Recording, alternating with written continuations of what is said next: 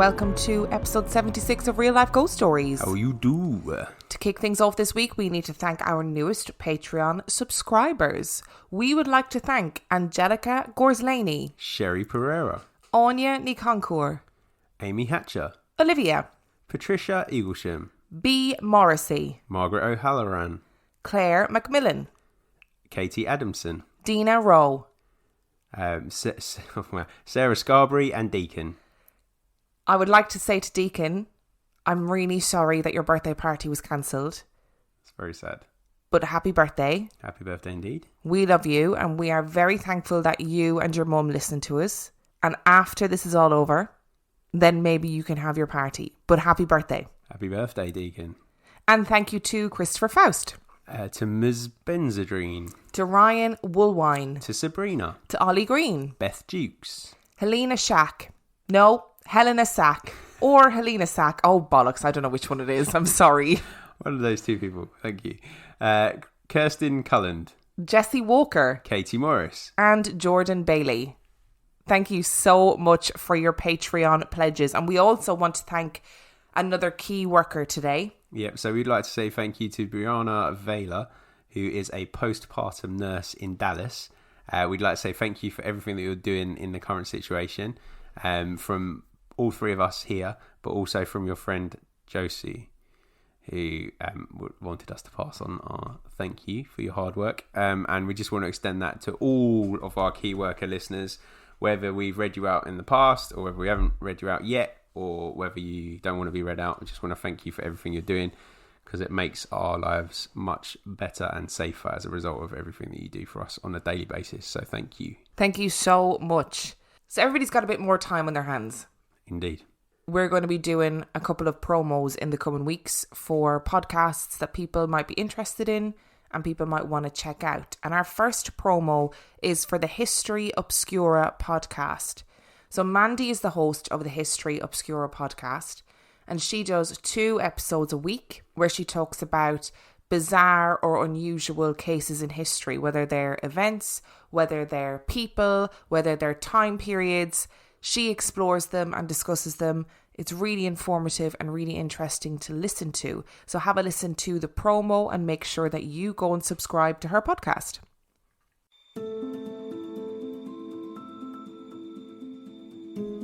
Hello, welcome to the History Obscura podcast promo.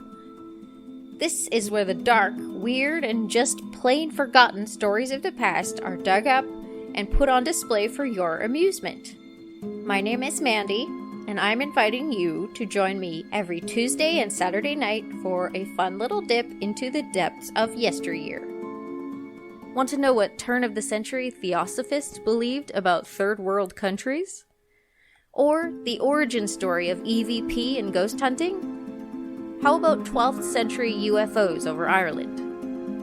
For stories on everything from the Blackbeard Killer to Queen Elizabeth's scone recipe, join me twice a week at History Obscura, available wherever you listen to podcasts.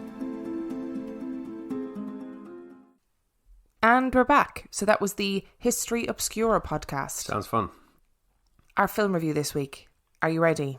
Yes. Our film review is The Mothman Prophecies. The Mothman Prophecies was released in 2002.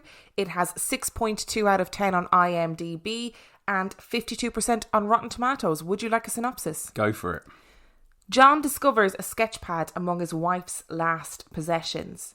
Now he is driven to uncover the mystery behind his wife's death and its connection to strange things happening in a town 400 miles away. So what were your thoughts on this classic film? Firstly, I don't normally do this, but I feel like that synopsis puts a little bit too much emphasis on that sketchpad.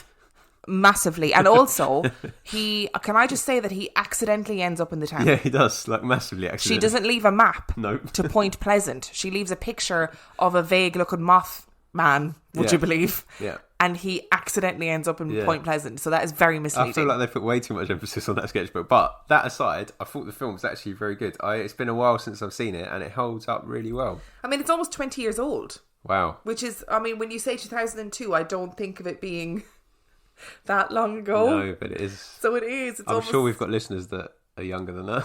Probably. Oh, God.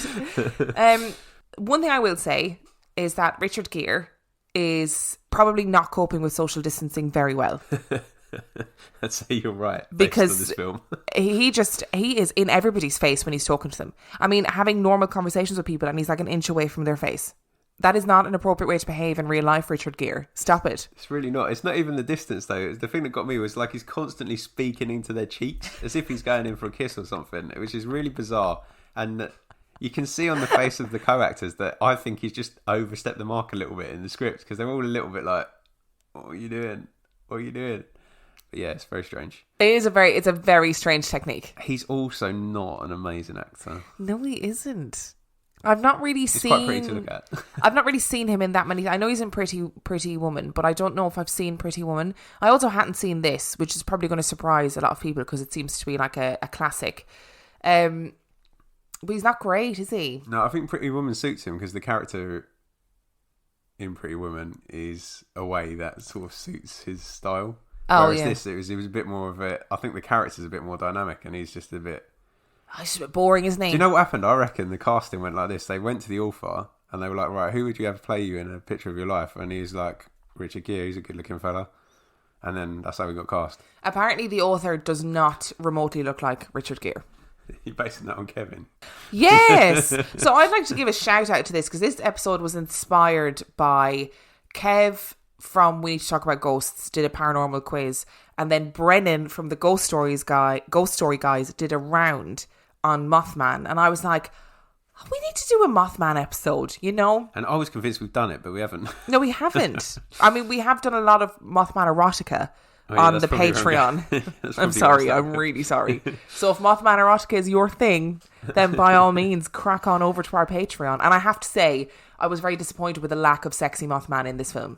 Yeah. I was convinced there was going to be at least one Mothman sex scene, and there wasn't. I wasn't. I was good with it. Will Patton is good in this, as he is in all films. I think I like him as an actor. He does that intensity quite well.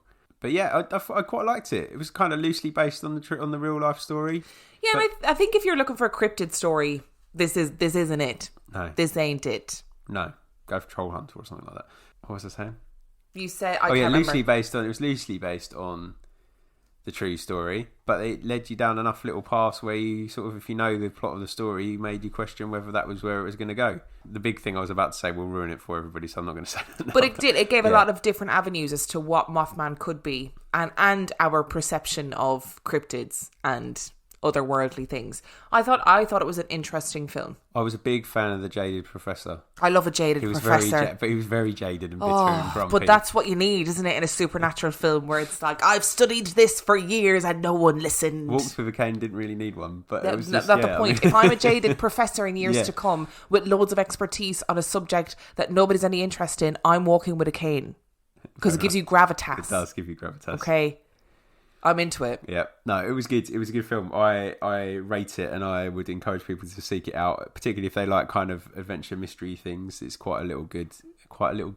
Brilliant English. Yeah, it's quite a good Loved little it. film to watch. So what would you give it out of 5? I would give it at least a 4. I don't know if that's really how this works. At least a 4. A 4 trending upwards. Okay, I'm going to give it a 4. Okay. I was into 4 this plus? film, Can we but do that? I feel like Richard Gere was a bad shout. I'm sorry if there's Richard Gere stands out there, but I really don't think he was the man for the job, I'd imagine if you stand Richard Gere, it's probably not for his acting ability. and probably not for the Mothman prophecies No. in particular. I think there's a certain sort of like cultish following of Richard Gere from Pretty Woman because of the way that film is written, which I get. But maybe if I that's haven't you seen it, so I and you don't know. haven't seen him in anything else, don't bother.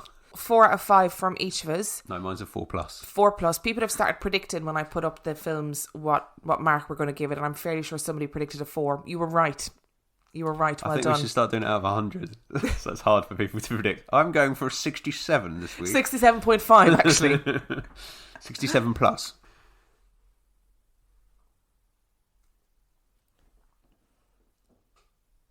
So that brings us to our story this week. We're obviously going to be talking about Mothman. No, I was kind of hoping we were doing vampires or something. Now, the thing is, right, when I started exploring this, I was fully prepared to be taking the piss. Massively. I was ready to be like, laughing, to be messing around. And then the more I got into this fucking story, the more I was like, oh, this is weird. If you want to learn about the physical, like, breakdown scientifically of Mothman, I absolutely would recommend going and listen to Super Duperstitious. They do... I thought you were going to point them to Mated with Mothman then. No, would recommend that too though. But they do a great episode on Mothman, and they also talk about the Phantom of Chicago, which is like a current series of sightings of Mothman, and there's a guy who runs a website, and the website is updated weekly, and they do a weekly update of the Phantom of Chicago, and it's really, they do a really great job in it. So I was kind of like, oh, I could go down that road, but they've done it, and they've done it really well. And then I ended up going down a completely different road. So, go and listen to Super Duperstitious. So let's go with the original story first of Mothman. Cool. The first recorded Mothman sighting took place on November the 12th, 1966, in West Virginia.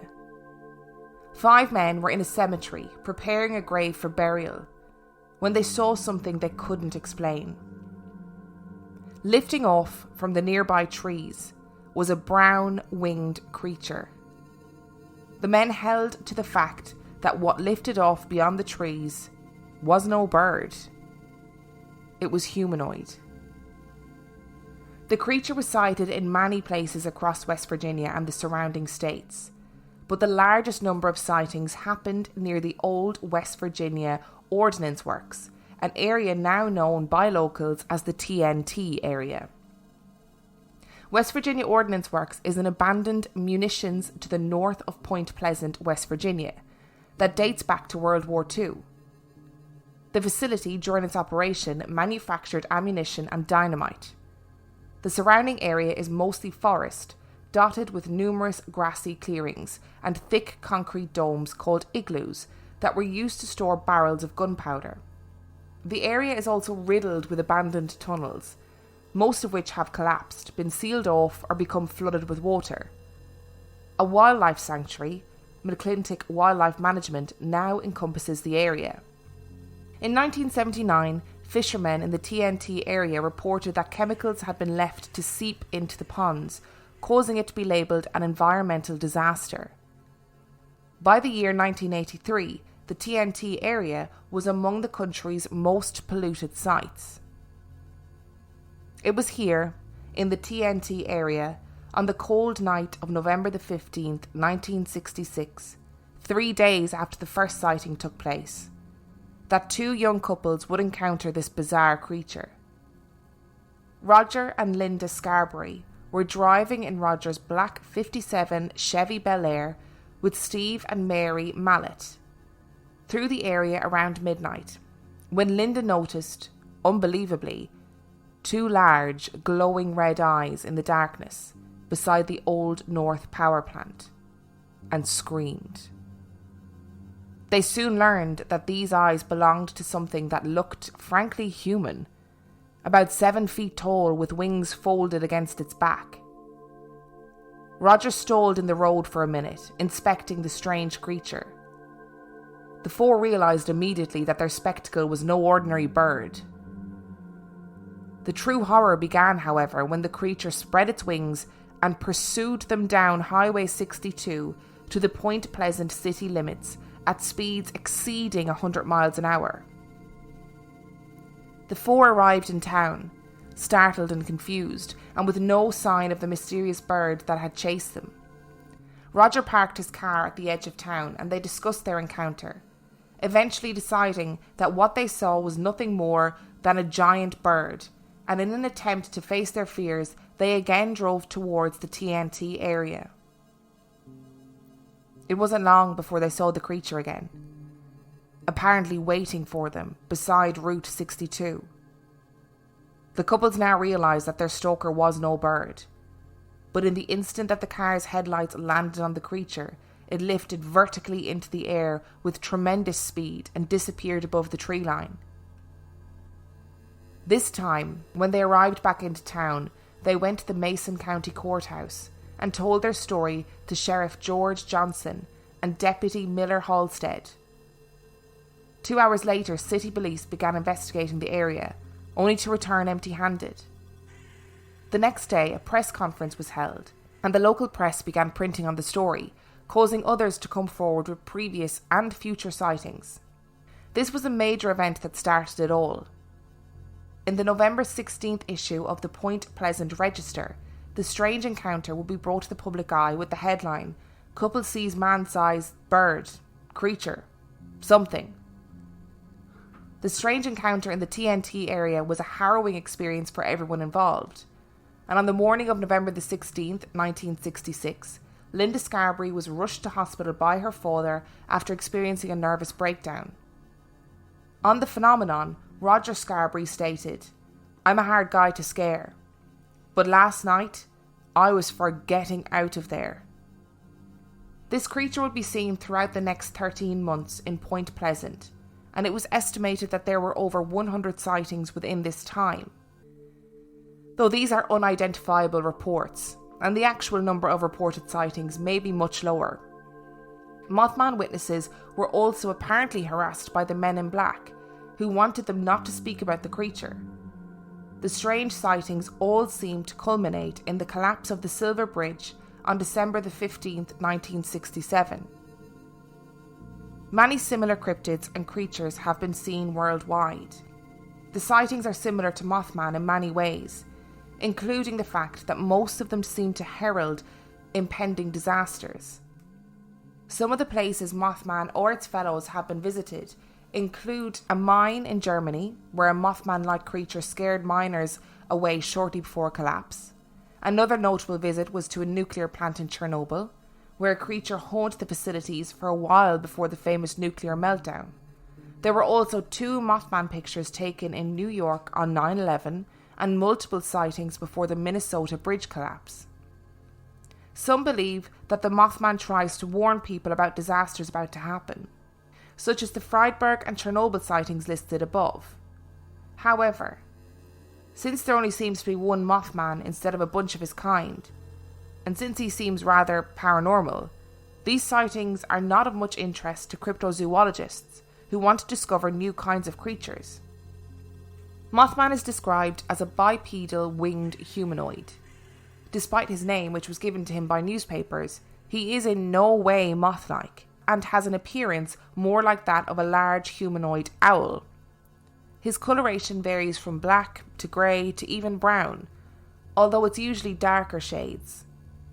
He is often reported to be about 7 feet tall, with a wingspan of about 10 to 15 feet or more, plus the ability to fly at over 100 miles per hour. Sometimes he is described as not having a head, with the 2 huge red eyes set in his chest. These eyes are reported to be glowing, or at least reflective. The details of his face and his feet have never been adequately described. One witness who saw the face clearly could only say that the details were horrible and monstrous. She had terrible nightmares and nearly suffered a nervous breakdown. Anyone who gets a close look at the Mothman seems to suffer from extreme fear and psychological distress, sometimes lasting for months or even years afterwards. In particular, people say that a sense of pure evil overcomes them when they see Mothman's eyes. He can fold his wings and walk with a weird shuffle that many witnesses compare to a penguin. When he flies, he unfolds his wings and shoots straight up with great speed, then levels out to go wherever he wants to go. He is rarely observed flapping his wings, except on takeoff. Witnesses often describe his flight pattern as straight up, like a helicopter. He can fly much faster than any bird should be able to fly, as measured by those victims who suffered from what seems to be Mothman's favourite activity, chasing cars. He'll fly in front of them and even sometimes hit at the roof. There has yet to be any credible physical or photographic evidence to truly support the existence of Mothman, but there have been photos that have been taken and mistaken for Mothman. There's also been some photoshopped images, mostly done for art purposes and not to try and fool anyone. Mothman sightings have been associated with at least 2 other cryptids. Gigantic thunderbirds with grey bodies and red heads that were sighted in the same area at the same time by a few witnesses, and Owlman, which is an identical creature with wings and red eyes sighted in Cornwall in England in 1976. Sheriff George Johnson, who the original witnesses contacted, believes that the Mothman may have been a large heron. Wildlife biologist Dr. Robert L. Smith at West Virginia University thought that the Mothman was a sandhill crane, which the newspapers then reported on, but the witnesses completely disagreed. Skeptic Joe Nickel posited owls as the explanation because of their eye shine and their silhouette resembling the headless Mothman. Most modern skeptics seem to agree with Joe Nickel, but the sightings might just be too extraordinary to attribute them to such animals. Two legends from Shawnee lore mention creatures closely resembling Mothman, deemed Messinewa and Wopi respectively. In the legend of Messinewa, descriptions of Mothman is indeed similar to Bigfoot. The Wopi legend is also similar in that it's part of Shawnee lore, and that a family of Native Americans chose to become White Hawks living in the forest near Point Pleasant. Some believe the Mothman may be an angel, a demon, or the product of a blood curse placed upon the town by Chief Cornstalk, who was murdered along with his son in the area. Similarly, the curse theory is one attached to the collapse of the Silver Bridge. The more likely assumptions, however, like a normal barn owl, have been proposed, such as the fact the original sighting seems to describe more in line with an illusion during driving, and other sightings could be misidentifications or just calls for attention. Wow. That came from cryptids, by the way. I'll put the link in the description. Very interesting. Very interesting thing, whatever it is. So as a bird person, you love a good bird. Have you ever seen an owl of that ilk? Or know of an owl of that ilk? So, not in the wild, because our owls are relatively tiny. They're not tiny, but they're small. But relative And to you a couldn't- 7-foot tall man. Yeah, you wouldn't. If you saw that, you'd go, "Oh, I wonder what that is." You wouldn't go, "Oh, it's a flying man," because it's not big enough. You get the eye shine, you might get confused, but you wouldn't get the size of it. But I guess if you look at something like an eagle owl, those things, They're enormous. they're quite big. But to mistake it for a man, you're talking, it would have to be the size of a condor, and there's nothing like that in America. And I just feel like I said in our YouTube video, I feel like animal, like saying, "Oh, they might have mistaken it for a crane," or "that's an owl," is a very cop out thing for skeptics to say, I think. And cranes are massive. They are massive, But they don't have that same anatomical structure. Like, they have a very distinct head. They don't have red glowing eyes set in the middle of their chest. And they're also very skinny. No, that's true. But depending on the angle you are, when a crane or a heron takes off, you could be mistaken for that human shape, even if it's skinny. Fair. And I think the crane, I don't, correct me if I'm wrong if you've got good knowledge of cranes, but I think the crane they're talking about has a shock of red on its plumage, just behind its head. But I still just think it's a bit of a cop-out, because it wasn't like, all these people spotted this thing in the build-up to a bridge collapsing, and then the bridge collapsed, and then there was no more sightings. And also the people in the original story of the car, they saw it twice. Yeah. And then the first time they said, okay, it must have been a big bird. We're overreacting. We need to go back to wherever they were trying to get to. And then they saw it again.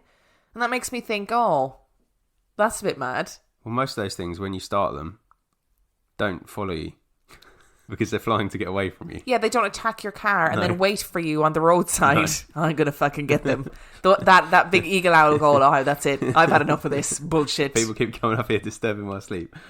I've had enough. Yeah, I just don't know. I just don't think there's any value in that, because there'd be more sightings of it. Do you know what I mean? Like, there'd be more sightings. Yeah, so if it was more random sightings of Mothman, they always seem to be in the build up to something, and then you don't see them again. So how about we look at two of those cases? So we're going to look first of all at the Freiburg Shrieker. Okay. Which is the German mine that I mentioned in the previous story. Now, I had to use the Wayback Machine to find this story. Do you know what the Wayback Machine is? No idea. What's that? So the Wayback Machine is a way on the internet that you can find old archived sites. So this account that I'm reading from today comes from the Wayback Machine. And I'll leave the link in the description. But it's an interesting story because not only does, I'm not going to do the whole debunking bit of this story, but the person who wrote this wrote about the story, but also wrote all the possible explanations for what these people saw at the time. Okay. So I would recommend going and reading this article. Okay. It's interesting.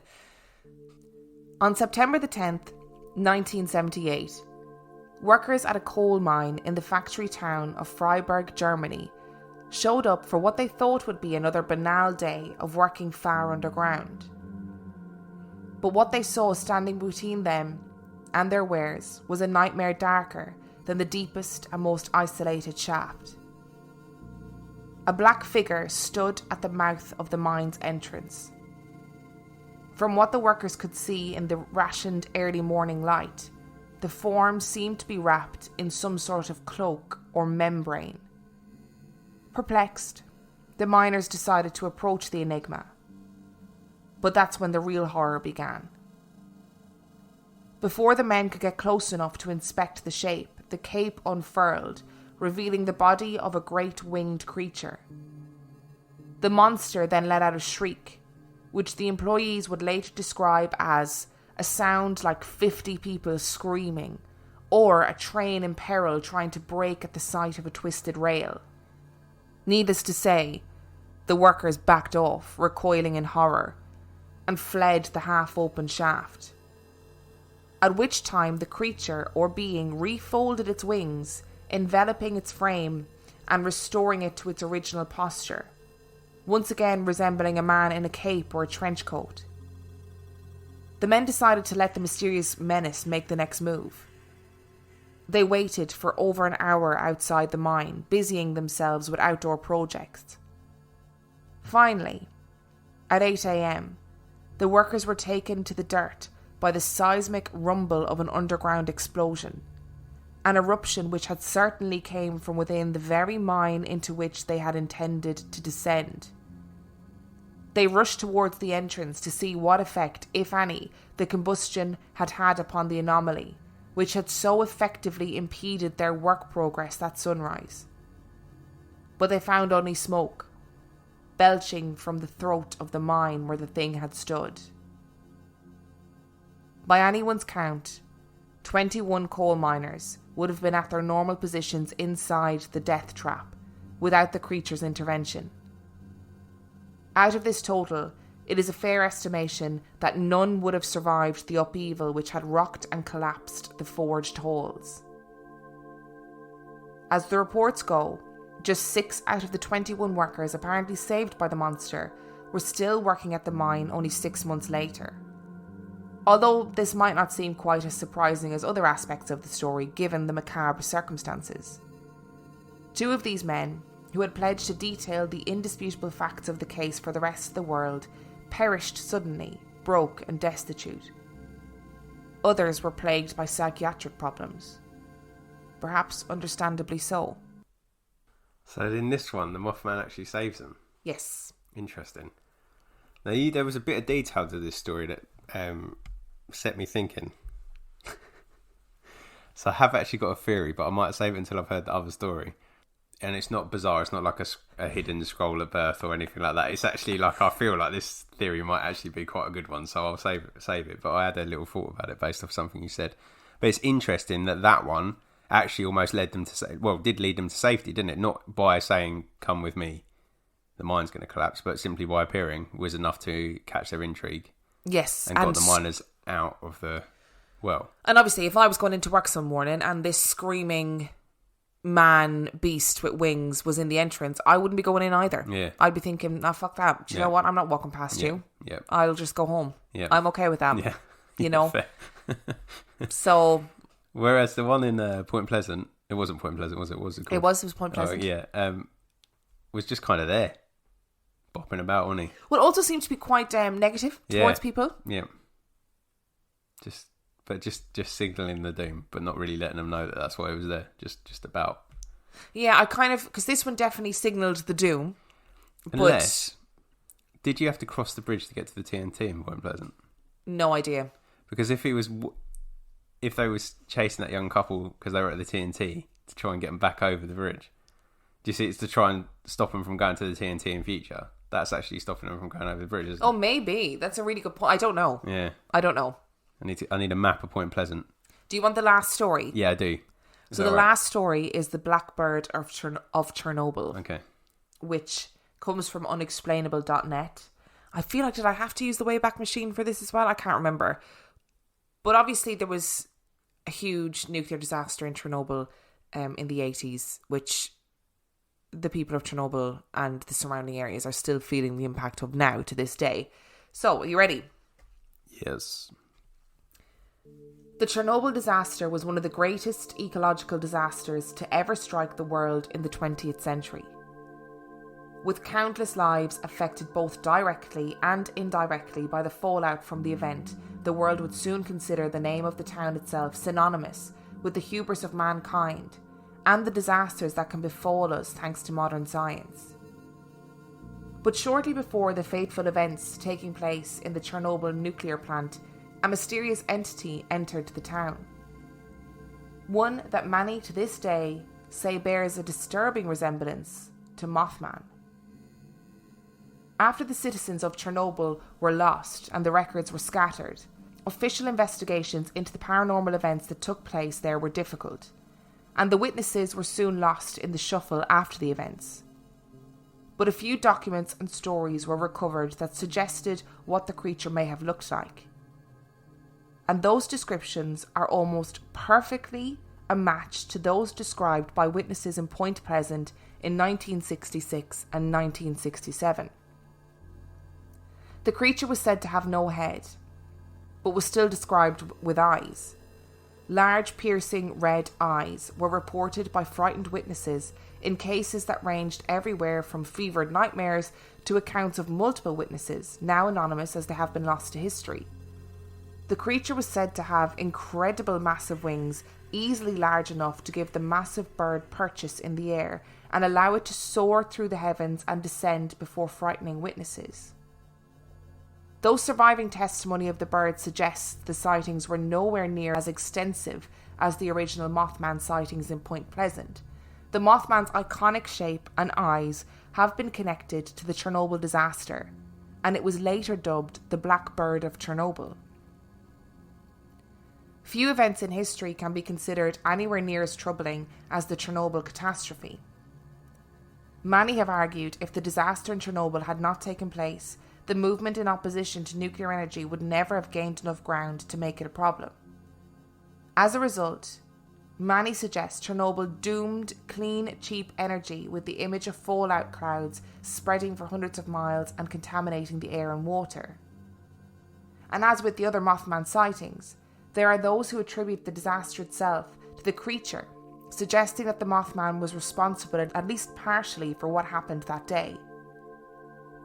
It should also be noted that there are no surviving accounts of what many have dubbed the Mothman's nemesis, Indrid Cold, reported at the event. Indrid Cold, also known as the Grinning Man, was said to be the mysterious man who was seen in Point Pleasant asking questions about the creature and apparently hunting it. The scattered reports of Mothman sightings shortly before the Chernobyl disaster begs the question, why would a creature suddenly appear as a bad omen before major disasters strike? And from where did this creature come? There have been numerous theories proposed, but each in turn can offer nothing more than an interesting suggestion. The Mothman and his presence at mankind's engineering disasters are always left unexplainable. So there was another story attached to this, which was only teeny tiny, so I didn't include it. Okay. But it was about, was it Fukushima in Japan, where there was a nuclear disaster? Yep. There was a man, allegedly, who, and he was named in the article, it wasn't like an anonymous man. He said that he was on holidays, he saw this incredibly large black-winged creature with red eyes, had an overwhelming sense of dread and fear. He happened to be in Fukushima at the time. Then when he got back, he learned of the nuclear disaster. So... Where is he from? He was an American man. Perfect. Okay, go for it. You've got a theory. It doesn't mess my theory up. So, the Freiburg Shrieker, the thing that stuck out about that story to me was the wailing. Okay? So, there are other forebearers of doom in lore that wail that we have covered before in episodes, such as banshees. Yes. Right? So, what if they're the same thing, but they take a different form depending on what is acceptable in your culture. So the Banshee law is a lasting law in Irish culture, right? So it's been around for a while. Oh yeah, it's been around for thousands of years, and it comes from our ancient warrior lore. Yeah. It's not just born of nothing. Yeah. So, but in Irish culture, it's an accepted thing, right? So you hear the wail, Someone's going to die. someone's going to die. You've 3 knocks, someone's going to die, okay? In America, there's not that same kind of thing in American culture. So what if whatever this entity is that does the forebearing of doom has to take on some kind of elaborate form in order to convince its viewers or it's the people that see it that it is something to take note of. So by becoming a big winged creature, which to me sounds very angelic, which would be something that would be a part of American culture, something that would relate to American culture. What if that is the form that it takes, that it has to take in order to get those people to pay attention to it? Do you see what I mean? Yeah. So actually all of these entities are the same thing, but they take on a different form depending on where they're warning. Maybe, I don't know, but maybe in Eastern European culture, maybe blackbirds are a sign of impending death, because there's whole law around the Tower of London about ravens, and that's where... Yeah, and the Banshee takes on the form of a raven or a crow as well, so... So maybe they're all linked. Maybe they are. Like, I just feel like potentially the story of the Mothman, or even the film, The Mothman Prophecies, has a lot to answer for here. I can't dismiss a harbinger of death just because it's not the one that is in my culture. Yeah. I can't just say, no, there can't possibly be other ones. That's ridiculous. You're not dismissive of Banshee as well. No, I'm not dismissive of Banshees, which is why it would be ridiculous for me to then go, Mothman, ha. Don't be ridiculous. I mean, my knowledge of Mothman previously was that he was actually a Mothman. Like, I didn't realise he had been seen, or apparently seen, all over the world. It's really difficult because this is one of these stories where every report about Chernobyl, every report about Germany, they're all so vague. There isn't a diary entry that shows. It's all hearsay passed down from generation to generation. So is it something that has been born even of the film The Mothman Prophecies, where people have gone, they said it, but they said it in when he meets the Jaded Professor. The Jaded Professor talks about the black bird was seen in Chernobyl, and the black bird has been seen in, I can't remember where else he says, or if he says the mine in Germany, but he does mention these particular stories. So might it be that people have listened to that and gone, I wonder, and then applied these stories to things like Chernobyl and various other disasters? Who knows? Or maybe Mothman is taking the form of a giant black bird because the Thunderbird is an amazing bit of lore, and that's rooted in Native American history. So maybe the form that we're interpreting as being humanoid with wings is actually the Thunderbird. I don't know anything about Thunderbird. Thunderbird is just there's not the same sort of forebearing doom, and actually there's a strong possibility it was based off of an actual bird, because just it had big birds back in the day, right? Yeah. Yeah, it's supposed to be this big black bird, and it's a fascinating. Too much to talk about now, really, but it's a fascinating bit of Native American lore. So maybe that's actually the form that it's taking, but we're just misinterpreting it because we're not aware of that. And there is, like, I know I keep referencing the film, which is really annoying because I can't base this whole bloody lore on a film. But in the film, the guy does say, the Jaded Professor, he says, well, what if this thing appears in different ways to different people? You know, what if it's like... Did he actually say that? Yeah, he does. Oh, I feel like I've made my theory based on my theory for that then. He did say it. He says that they're like walking through some sort of city square, and he's like, what if it appears in different ways to different people? Along with the Chernobyl lore, there's also people reported getting really terrifying phone calls as well, of like voices, and you know, and that plays a part in the film too. So I don't know how much the film maybe has attributed to the lore around Chernobyl at the very least. So I'm not sure. Or maybe it's picked all the bits to make a film. Yeah, or maybe that's the other side of it, that they've picked up all the different bits of the lore to make a film. Because in pretty much all cultures, there are creatures that herald death, depending on what that creature is. The herald is like an ancient thing, isn't it? But interestingly, do you want an etymology lesson quickly? Yes, I do. So I was doing a little bit of research because I keep saying harbinger of doom, don't I, all the time? Yeah, you do.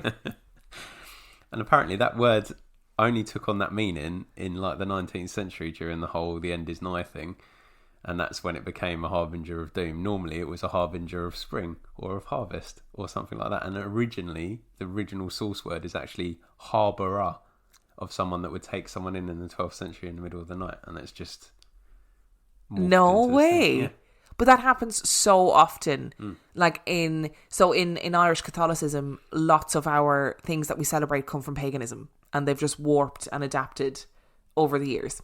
But it was a specific type of person that used to have a dwelling that was open in the dead of the night that would take travellers in. It was known as a harbourer, which was called a harburger, I think, in the original Old English, and that's changed into harbinger, so bringing something in. So it was added in the 17th century to things like spring and harvest, like positive things. Yeah. And then in the 19th century, when everybody got a bit obsessed with the apocalypse and the end of the world, it got attached to doom, and that's where it comes from in our...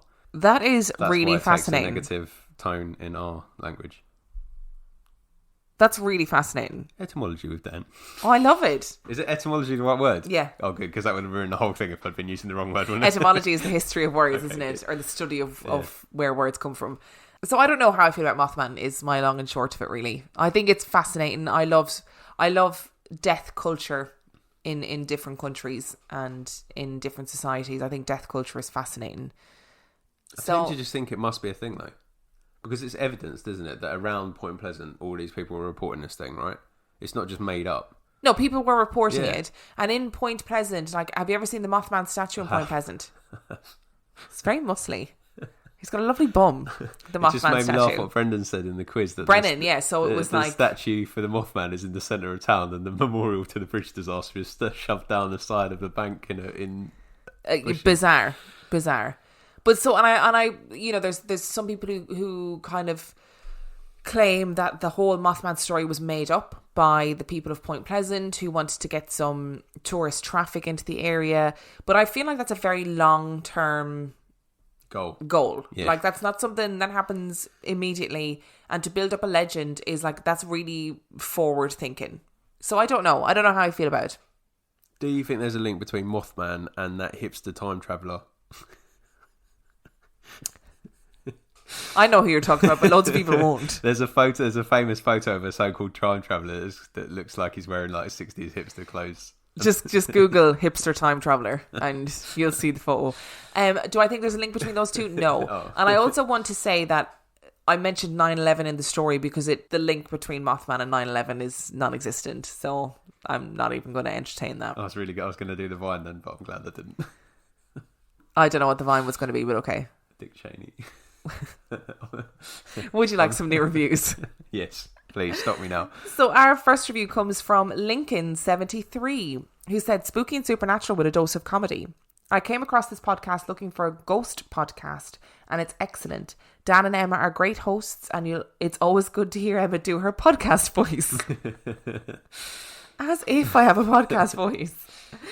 Review number 2 comes from Erica Guy, who says, "Love, love, love. I've now caught up on all the episodes, so I don't know what to do with myself. Now I wish I wouldn't have gone through them so fast. Anywho, I drive a lot and you guys keep me entertained and creeped out while I'm on the road. So glad that my sister put me onto this podcast. It is my absolute fave, with love from California."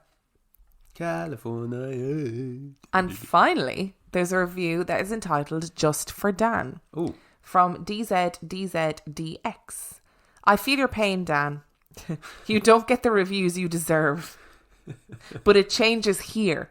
From one guy to another, you are a strong, independent man who has an amazing accent. I love your reviews. Emma, she's all right. Only joking, both of you are amazing. Keep it up. Thank you so much for those reviews. Thanks, I'm man. loving it." So if you have enjoyed this week's episode, we will be doing more explorations of Mothman on YouTube this week. So if you want to see some of those famous pictures of Mothman... Will we? Yes, we are. Oh my goodness. If you want to see some famous pictures of Mothman and see Dan's reactions to them, then you can subscribe to our YouTube channel, which is Real Life Ghost Stories Podcast. Our first episode went live this week, and it was the Fresno Nightcrawlers. And I will try and get everything in frame properly this time. I wouldn't worry about Everybody keeps saying to me it's really not a problem, but for Dan it is. It is a problem for me. It's just one of those things, isn't it, where when it's a personal project and you're like, No, this has to be. Like, why did I sit off the screen? Who knows, babe? Who knows? And thank you to everybody who was really positive about our YouTube video as well. Like, it's just another project for us, really, and we really appreciate all the lovely comments about it. Upskilling myself in quarantine times and making me feel like I actually do something to our little venture, because normally I just sit here and chat rubbish. So thank you, and please go and subscribe. The link is in the description. Also, if you want to buy some merch, it's not just ours, it's other artists who will be benefiting. It's not really us. So the link for all of our merch is in the description too. If you want to join us on Instagram, you can do so at Real Life Ghost Stories, and you can find Dan on Instagram at 50p Movie Club. If you want to join us on Facebook, you can like our Facebook page, Real Life Ghost Stories Podcast, and we have a super group, which is RLGS Supergroup, and the password is Emma and Dan and Tiny Bims, if you want to put her into. You can find us on Twitter at Real Ghost Pod. You can send us your spooky stories to reallifeghoststoriespodcast@gmail.com. I finally learned it. I was going to do it for this week. You can send us your spooky stories too. It's too late. You go. Carry on. I'll do it next time. And finally, if you want, you can subscribe to our Patreon, where for $5 a month you get an extra spooky episode a week, and for $2 a month you get the complete back catalogue of 50p Movie Club, which is a little side project podcast with me and Dave Keane as the current host, and it was previously Will of China fame, and we get 50p movies from the CEX 50p section, and we watch them, and they're normally quite bad, and then we talk about them. And yes, and all of the links are in the description of this episode. And on that note, we shall see you next week. Bye.